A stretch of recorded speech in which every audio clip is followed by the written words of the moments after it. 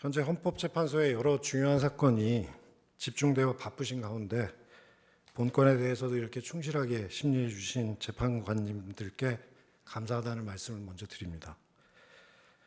이 사건은 약 4년이 넘게 검사장이 4번 바뀌는 동안 처리가 되지 않고 있던 사건이었습니다. 그래서 저는 중앙지검장으로 부임하자마자 그동안의 수사 경과와 중간 수사 상황을 수사팀으로부터 상세히 보고받고 남아있는 필요한 수사를 진행하고 수사팀과 머리를 맞대고 최대한 신속하게 사건을 처리하였습니다. 제가 부임해서 수사팀의 의견을 묵살하고 사건을 처리한 것이 아니고 부장검사를 포함한 수사팀은 대부분 유지한 채 처리가 되지 않고 있던 사건을 수사팀의 의견을 존중하고 최종적으로는 검사장인 제가 책임진다는 자세로 철저히 검증해서 증거와 법리에 따라 사건을 처리하였습니다.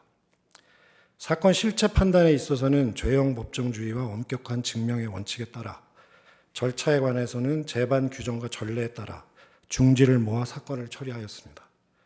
검사가 증거와 법리에 따라 사건을 처리한 것을 두고 그 결과가 마음에 들지 않는다고 해서 사법 불복 절차를 뛰어넘어서 헌법상 극히 예외적으로 행사되어야 할 탄핵 소추권을 저뿐만 아니라 차장이나 주임검사에게까지 행사한다는 것은 제 생각에는 탄핵 소추권의 헌법상 내재된 한계를 일탈한 권한 남용에 해당한다고 생각합니다.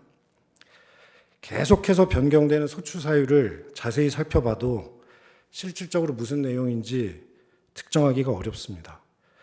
여러 말씀들을 하시지만 결국 본건 탄핵 소추는 사건 처분에 대한 불복이고 사법 시스템에 대한 부정이며 한편으로는 직무정지를 수반한 정치적 목적의 소추로서 삼권 분립의 원칙에도 정면으로 반한다고 생각합니다.